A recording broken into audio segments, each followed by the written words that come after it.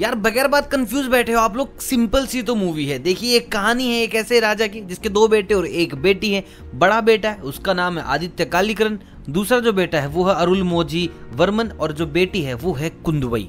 3 भाई बहनों का रिश्ता क्लियर हुआ, बहुत बढ़िया। अब बारी आती है एक और इम्पोर्टेंट कैरेक्टर की जिसका नाम है वल्लभरियन, जो कि दोस्त हैं आदित्य कालीकरण के यानी कि विक्रम के। विक्रम सबसे बड़ा बेटा, फिर त्रिशा लड़की, एंड देन आते हैं जयम रवि।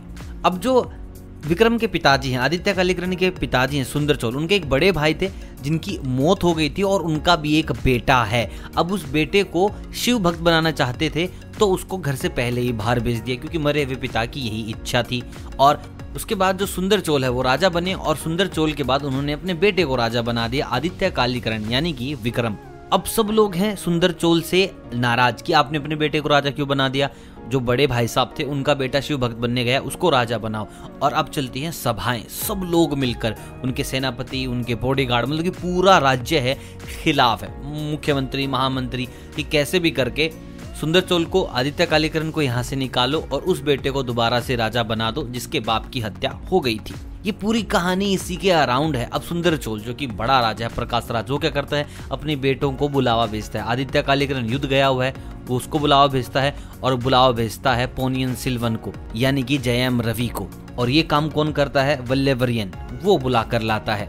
और जो विक्रम है वो अपने राज्य में क्यों नहीं आते, तंजोर में, तंजोर जहाँ पर उनका राज्य है, वो इसलिए नहीं आते क्योंकि वहाँ पर ऐश्वर्या है और ऐश्वर्या ने तंजोर के सेनापति के साथ ही शादी कर ली।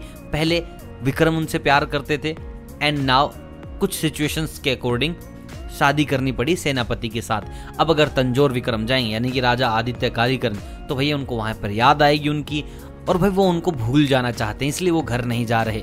एक युद्ध में आदित्य कालीकरण ने पांड्य राजा को मारा था, तो जितने भी पांड्य राजा के लोग थे वो सब अब मारना चाहते हैं आदित्य कालीकरण को, उनके भाई पोनियन सिल्वन को, राजा चोल को। और अब एक परिवार के खिलाफ 3-4 लोग हो गए हैं, 3-4 सेनाएं हो गई हैं। उनके खुद के सेनापति पांड्यन राजा सारे अब उनके खिलाफ हैं। और भाई जहां पोनियन सिल्वन ने, जयम रवि ने श्रीलंका में जिस राजा को हराया था वो भी उनके खिलाफ है। सब लोग एक ही राजा को मारना चाहते हैं, हराना चाहते हैं। और एक कहानी है एक फैमिली की जो यूनाइट करेंगे, अभी तक यूनिटी नहीं हुई है सबकी, वापस से आएंगे और भाई अपने राज्य के लिए लड़ेंगे। अब इसमें किसकी मौत हो जाती है, कौन बचता है, कुछ भी नहीं कह सकते।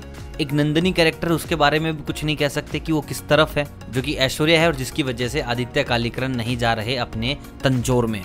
बहुत सिंपल कहानी है दोस्त, थोड़ा सा ध्यान दोगे तो समझ आएगी। बस थोड़ा नाम याद रखना कठिन है, तो भाई एक्टर्स के नाम से याद कर सकते हो। This is quite simple.